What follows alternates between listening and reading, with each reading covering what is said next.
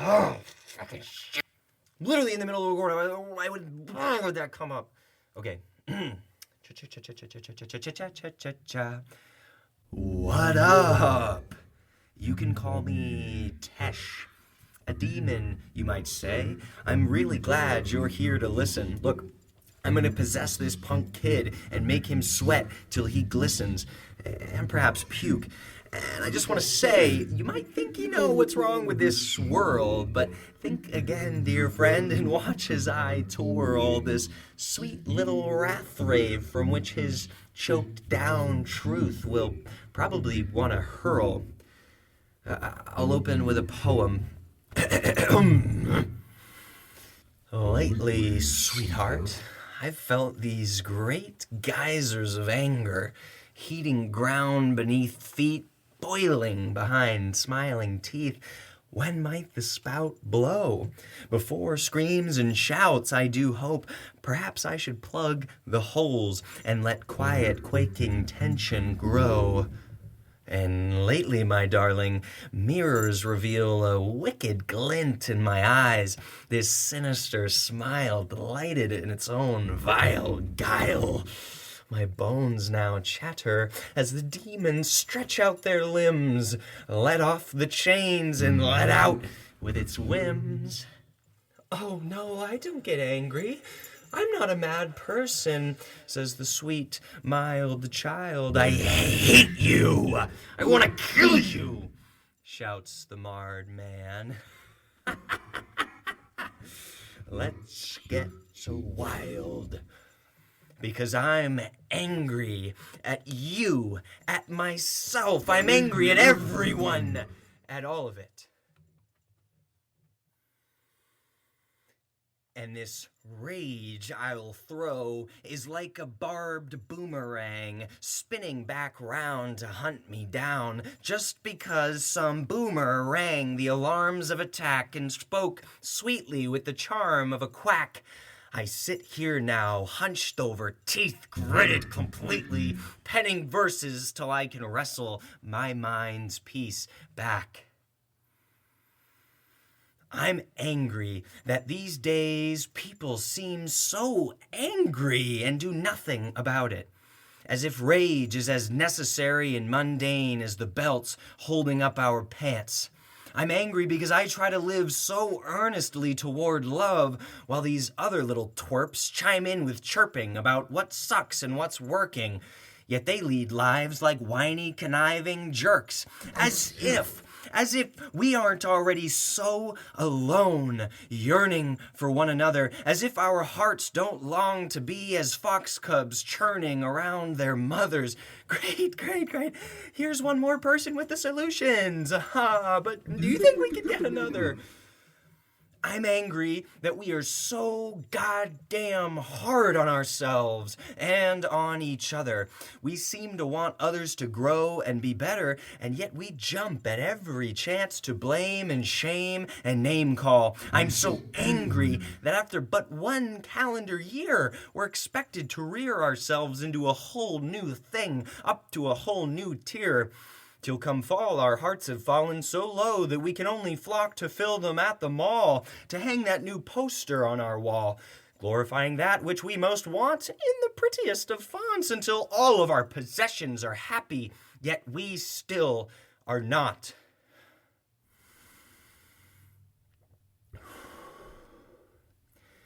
Aw, summer's end is here, and with it ends my joy, I fear. Well, at least Christmas is coming, the happiest time of the year.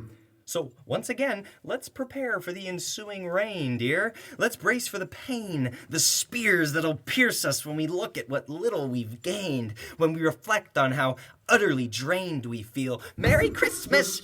But wait, all this making merry makes the world seem quite unreal, as if Christ went to heaven so we could share an awkward meal, as if God himself died so we could unwrap crap gifts with fake zeal, as if millions fought and cried in pain on the brink of insanity to someday fuel a broken people of brazen vanity. As if I should be happy because of a goddamn calendar date. As if we're not all primed to explode like the NASA Challenger's fate. Forced to aim at the sky, but oops, they burnt out all the lights. I'm so angry, I think it'll give my friends a fright. But still, I will not go gentle into that sweet, sweet good night. Now Mary is shaking and quivering as we jam Joker pistols into her temple, whispering plastic praises and calling her back to the temple for worship. But alas, I'm afraid your ship is sinking. That North Star you followed is no longer twinkling, and I'm so angry that you take us all on this wild goose chase. How might you feel if it was your own noose you faced? How would you deal if all you knew was you, a mirror, and that wretched face? And before I go on, as I stand aside this high horse that I'll mount, I'm angry at myself for a lot of things, actually, too many to count. So if you'll humor me, I'll try to cut out these tumors which are day after day consuming me. I'm angry at that little boy, the one sitting quietly, hands folded, hoping, praying for praise, the one who looked at others just to find error in their ways, the one who fled in terror when dark crept in after day's end. I'm angry at that naive Dan, play-acting as a man who treated others as tools, steps to trot over or as simpletons to fool. I resent and I hate that Dan who was meek and always pushed back his plate. That's not what I like to eat, he'd say. That's not with whom I want to compete, he'd complain. That Dan who had feet, but no rhythm to his gait. That Dan who would beat down with a voice marinated in hate. For those words that I spake, the malice they'd convey, I'm sorry and I'm angry, and it will never go away. Me sitting atop my moral palace, preaching holiness from a heart made callous, pretending to care while sipping from my God's number one boy chalice. Ah, what a prick! What a petty self-absorbed mud-soaked stick! A fun deflator, an ick incubator, a car rusted and ragged as toe friggin' mater, dragging others off the road and recommending repairs while there's still dirt under my nails and there's lice in my hair. Well, trust, there'll be more ice up ahead, though, so drivers, do beware. Man, Cars was such a great movie, dude, and a really, really fun game on the Wii. But now I'm angry that cars have so much goddamn say over how we live.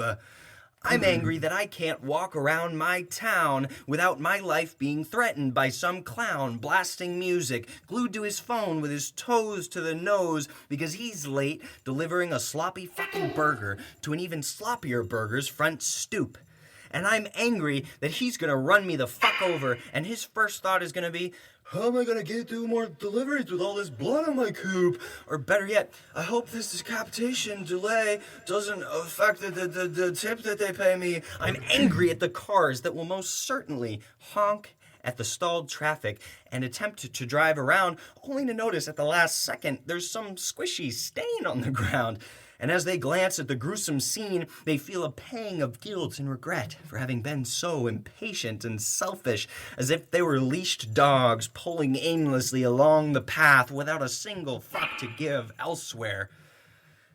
And in that moment, as they pass my mangled corpse, recently coiled and crushed by a Corolla, their heart's candle flickers with an empath's aroma. Compassion creeps up, along with a deep longing for something, but they're not quite sure what. Then, bleep bloop, it's vanished, and they face the road again, and my deadass is still angry, because they've now brushed my beaten body to the back of their brains, and they're back on their merry way to drop a bushel of black cherry vapes to their very underaged mates. Yo, that guy was hella messed up, Trey says to their passenger prince. What's up? Says the prince, looking up from his castle. I was finishing this clash battle, bro. What happened? Meanwhile, Sloppier Burger is still waiting for their food. And I'm angry because now he's gonna call to complain to the restaurant and threaten to leave a bad review. He explains he's been waiting all of 38 minutes, and now he's angry because his tummy is in a little bit of pain. The restaurant owner calmly explains it's out of their control and that the driver is the one that they should call to console. Burger didn't really need to call, but he'd been so lonely, and phoning was only an excuse to talk. But to these new apps, he's new, and now he's thoroughly confused about what he is to do, and now slightly angry, too. So he calls DoorDash. Ring, ring. Hello? And I'm angry because the call center will barely treat Burger like a human at all, even though that's exactly what he is. And in days full of remote loafing and self-loathing, even this chat with a real soul felt barren and cold, as if Burger were just another stray hair to be combed. So empty was their talk, it'd have been better for Burger to remain alone and perhaps go for a walk, speaking to no one or gloom-stroking his phone. And I'm angry because now Burger will be compelled to atone. He'll transmute this grief in his heart into resentment and spite. He'll go back into the world expecting a fight. And you know what? That's exactly what he'll get. He'll play the bully and the world will become his unlucky pet. He'll wallow in self-pity and live a life of regret. And what's worse, he hasn't even fucking eaten yet. Little did he know, though, he could have called his dasher and gotten all the info. The driver killed a guy, so of course he can't get him his food. The driver killed a guy. And now Burger's in a bad mood? The driver killed me, and now I've got a goddamn righteous raging attitude. Man, DoorDash got me complaining like a Fox News father. Call that white daditude. Sorry, Dad, but I'm angry that you just sit there swallowing and regurgitating bullshit.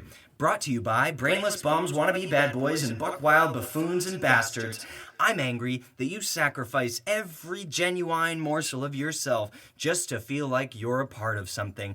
And I'm angry that day in and day out, you choose that and them to be a part of. I'm angry that with them, you see entertainment, knowledge, and substance, where I see greed, hatred, and filth. And I'm angry that there's so many others like you, staining our brains with callous complaining. Let them be locked up in their petty palaces set to flaming. I'm so angry that you're scared to see like anybody else, to find beauty in anything else, to be yourself, to face your fear, to give grace to yourself and the sons you reared. So get up off that place on your shelf, dust off your face, and get freaking weird or something. And I'm so grateful, truly, that you raised me well, with a good head on my shoulders and strong skills to sell. But it's too bad that now these eyes I received perceive how you've spent years chasing reprieve from your own self-made hell. Oh no, do my words upset you? That's okay. Back to your little cave you run. Hey, it's okay. I'm actually here to save you. Yes, me, the one unloading this gun. I'm so grateful for you, Dad. With love, your son. Angry at family? Well, I'm sure I'm not the only one. But now I'm in pain.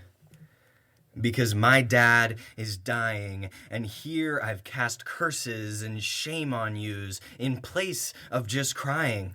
I was basking in the sun, and then it got hot, and then I started frying. You're the only dad I got, so please forgive your son. Please keep trying. I'm angry at myself now when I look in the mirror, when I see the eyes of this righteous little runt who smothers loving words with grunts and thought he could see things clearer, building cities out of stories in my mind with foundations built on rage, casting judgment and laying mine set to blow if you just turn the page. I want to tear out my tongue for talking in tumors, for peddling rumors and meddling in the hearts of loved ones for the sake of humor. And now this violent battle inside me wages on as I think about you, Dad, and wonder if you'll be gone. This anger has eaten at me like cancer, dare I say. You try to ask about my days, and I cough out a meek answer. And just last week I was pissed at you, and now I wonder about all that I've missed with you. I'd thought I'd reached the end of my rope, but now you're in the fourth stage, and if this life was a book, I'd certainly turn back to the page, somewhere between boyhood and teenager, and I'd fall upon my face and shower you with grace for being the light and the soil that launched my heart into space. How subtle a change! And how sneaky the range. I was mad at you, and now I'm mad for you, because whatever this ego sprays out, the truth is I adore you. You are the man that made me who I am. You are the soul that has, through its life, made amends. I love you, Dad, and I pray this anger helps you mend.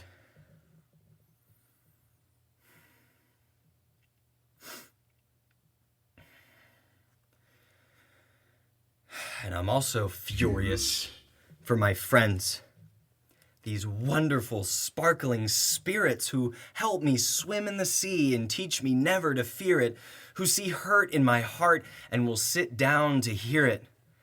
And now my whole being bursts with wrath toward those dollar-value devils who see their despair and pain and think, yippee, what might I gain? Thank heavens for this degree in pretending to care, marketing to preteens who've yet to grow hair. From sea to shining sea, you search for truth and we pretend to know where. Ravenous wraiths wrapped in sleek suits see suffering eyes and decide we should sell them addiction and transmute their afflictions using manipulative false diction designed to keep their spirits confined and bound tight with chains till our entire culture is divided and drugged, our brittle brains seduced only by sparkles and glistening. Should we pour salt on the slug or try some honest listening, whether to ourselves, each other, or our grand and glorious Earth Mother? God damn it, I'm angry. We see fire and we smother. Must I place a mask on my face before you can call me brother? Before you can grant me space? Look at yourself, the symbol of sick, twisted, and disgraced. Speaking of brothers, I'm mad at men for the traits that we together chose. I'm pissed at the ones who do all that they can to silence Mother Wren. Screw songbirds! Instead, we squabble like fowl and poke at our brethren, and it matters little whether we squawked, spoke, or spittled, it'll still be flipped for foul jokes. We've turned man into a drug and made everyone take a toke. And as I unfurl into who and what I am, it appears clear now to me that man is a lamb, born to follow and to die as a sacrifice. We are the sheep and the shepherd, dogs chasing their own tails, inspired to lead while conditioned to follow, one hand grasping with greed while the other carves our stone hearts hollow. We retreat behind clenched fists and scrunched noses, punch first and feel second, until all that we know is beatings and bros and a mistrust of hoses. Because if you don't know who you are, someone else will tell you. I wonder, which make and model man will they sell you? Which fake pre-bottled scam will cast its spell upon you, damning you to a hell of pretending and fending off scoffs which denounce your toughness? I'm angry. So I puff out my chest and reply with roughness. You grab at their scruffs, while held tight by your own, like the pets with 4 paws over whom you bemoan, but it'll never be enough. We are but flecks on the teeth in the jaws of jaded jocks who drive trucks to inflate the size of their... Oh, man! No respect for ourselves, so we cower behind cans, oozing spite and refusing helping hands because we're tough, we're man, we accomplish great feats. Yet still I'm angry because we live behind masks and stare down at our feet. Really? What else but us could make you ladies feel more complete? As a man, I have everything given to me. Yet when I gaze upon woman, I see spirits more free. I see beings that be. I see the sparks that light up the world and allow us to see oceans and seas raging over these puddle and pond men. One gust of cold winds and we freeze, trying to be full flowers while blindly slaughtering our faithful bees. And what's worse, I'm angry that we've made women think they need be as cold and as ruthless as you and me to become beaten and toothless so they can rise to the tops of these truthless towers where the cowards live, who quiver and cower behind their mint-printed power and think that somehow they'll live beyond their final hour. I'm angry that true power, that of the heart, creation, wonder, and love, are warped and bloodied and sold as deceitful doves. I'm angry for the women, our saving grace from above, who are boxed between power pushes and shameful shoves. I'm angry that these damn fine divine beings are reduced to bodies by our entire society, made for sex, but you better have it quietly. Well, perhaps women should be more like the praying mantis. When the men are done spraying, let them bite off our heads. Since we keep washing our sheets with blood and violence, let us now sleep in these unkempt beds. And I'm enraged at the ego-bruised boys who use and abuse their girls and their friends as toys and as means to their selfish, meager ends. Listen here, buddy, my friend. Say another word like that and it'll be your life's end. Lay another finger on her and I will make your knee bend. Not with my fists, though I'd like to, but with the force of my pen. I will cough out truth from my trachea and plunge ice into your eyes. And when I've put your face down in the dirt, I recommend, sir, you do not rise. That pitiful pride you carry on your hip, that putrid venom you spit from your lip, I love it. I crave it. Please, give me more. That nose looks a little too straight. Here, let me introduce it to this door. Those eyes look a little cold. Here, tilt back your head. I have some hot coffee to pour. Go on. Say something else, please. Give my heel a place to stomp till it's sore. Give me one more reason to put your entire body through the floor. Call me Katy Perry the way I'm about to... We are men. We are men. We endlessly fight, and in love we opt for flight, thinking it'll enhance us.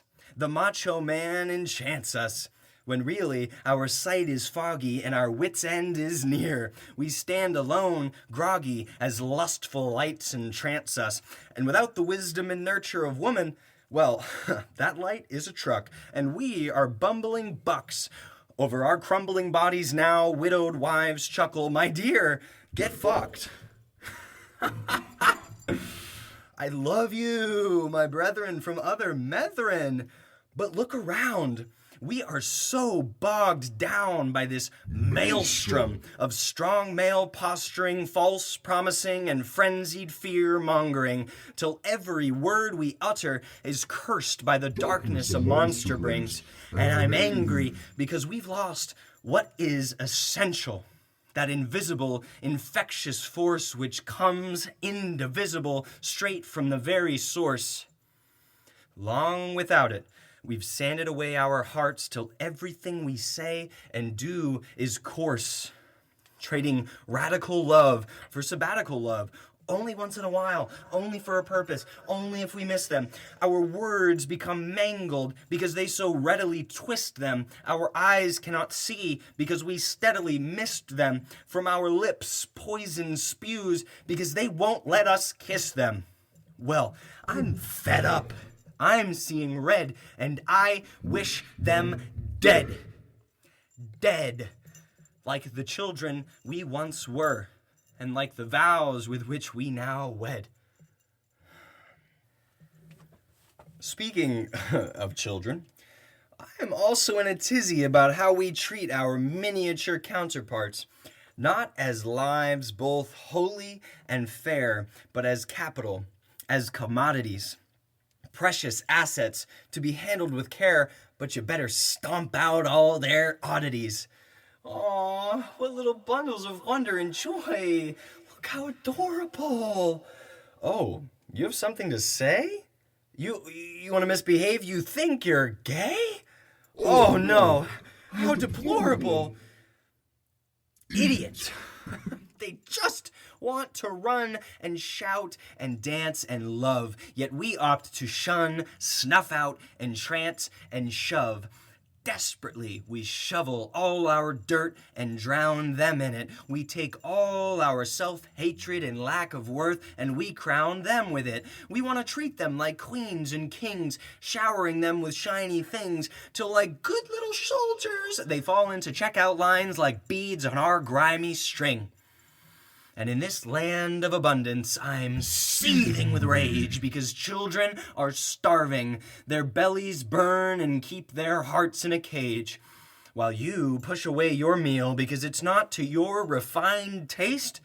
And I'm made crazy that our culture would have you be more concerned about the fucking Super Bowl, about a goddamn beer commercial, when all these bright eyes want is a super big bowl of mixed berry cereal, kicking and screaming for their favorite flavor, fighting fiercely for just one slice of control, trapped in a life with nobody to console them, doomed to drown and let others pigeonhole them. While you mope around playing victim, 'cause some asshole's throat made a mean sound, because some dimwit wrote some words that made you seethe and frown. Please don't give me my own medicine to taste. I'm perfect, I'm righteous, I'm secure in my place. How dare you scoff at that sweet little face that calls into question your miserable life of incomprehensible waste. Like hogs, we wash ourselves in mud, and we chew and chew like cows savoring cud, and when we're done, we toss away the meal with a sigh and a satisfied zeal. Oh, I'm full. Oh, I spotted a hair. Oh, it's not hot enough. Oh, these prices, they aren't fair. Meanwhile, the child next door gratefully gobbles the scraps that you've let fall to the floor, hungry for a meal and starved for just one heart to adore. And now, for you, getting up is a chore. For them, growing up has so much allure, because maybe then someone will treat them as something more than a body to be kept alive, and more like a flower that'll flourish and thrive, more than a hungry mouth to feed, more than a comatose consumer born to pander to your glutton and greed. I'm angry that children die, that we kill them like weeds. And I speak not of murder, though we do engage in such deeds. Rather, it is their wonder of which I speak, their bright, boundless eyes and roaring laughter. We raise them into hells while preaching happily ever afters. We cast on them spells and strip them of their magic, urging them toward the edge and encouraging a jump, but we've ripped out their wings, so what's next is a tragic thump. Mindlessly, we kill them. You wrap your cold, merciless hands around their throats and choke them into submission and conformity until what's left is an unrecognizable husk, a destitute, love-deprived deformity, sulking along through life's stages, driven only by wages and that prick who says, "Perform for me." Crying eyes soak their story's pages, and so my heart still rages, because kids just crave love, but are made to think it stings like a swarm of bees, and now every bird with a song to sing can only form a wheeze. Let them love, please.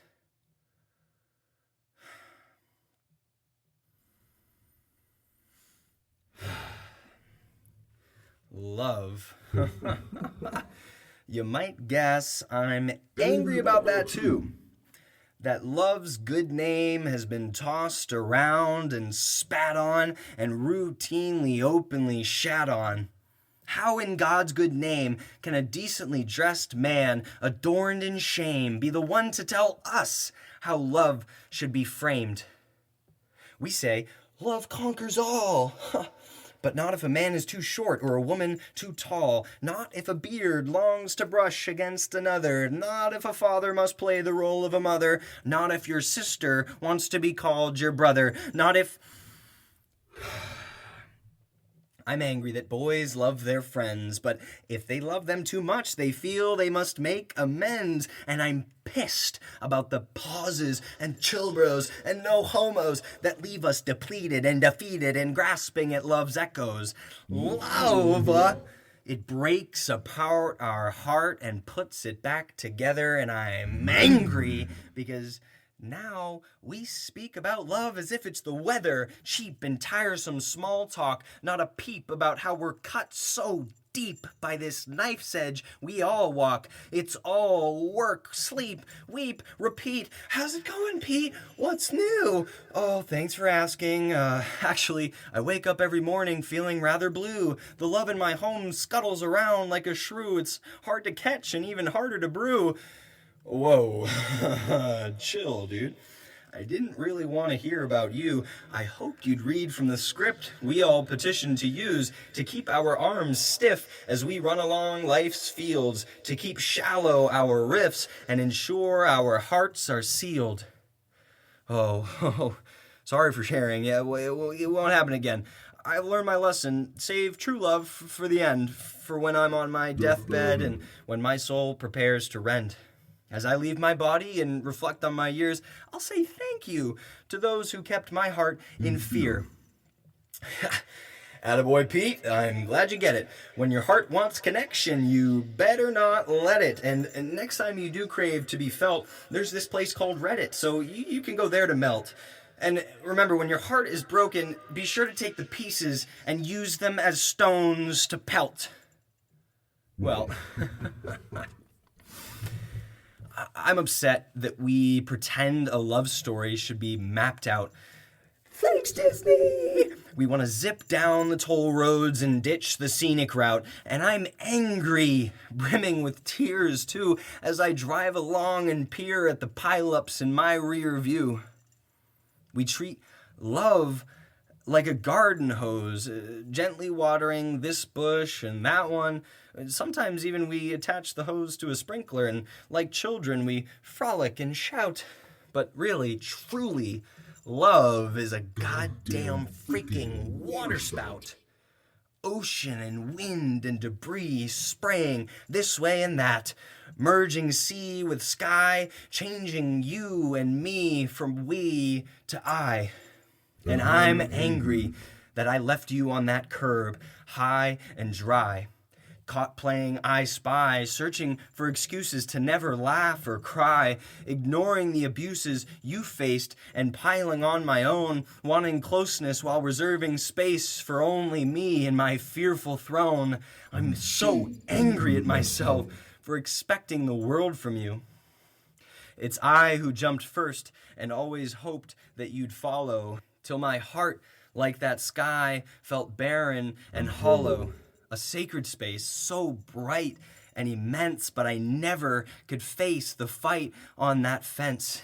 Anger, anger, anger at myself, caught in a vortex of chasing you, endless battle between erasing or embracing you, and I'm so angry and sad, and I don't know where to go, and I don't know what to do. And for some time, Gwen, all that was true. Days and weeks, months and years attuned to you like tinnitus stinging in my ear. The only difference now is the music rings more clear. The static and noise that plagues addicts and bored little boys, it eventually evaporates. The noble horse, it gives more than those vroom vroomy toys. She actually collaborates. And I used to want to rush through streetlights, but now I think I'd rather wait. And now, through righteous anger, I negate these shackles of fear, tearing my eyes from the rear and speaking prayers not for God, but for what I hold dear. You and all that you are, myself and every single frickin' star, my family through the sunshine and the scars, my friends, no matter how close or how far, my neighbors, the folks at the bar, my town, the children, even that dunce in the car, everyone, everything, all of it. I love you, and I'm so mad and so sad that you're made to feel lesser than you are.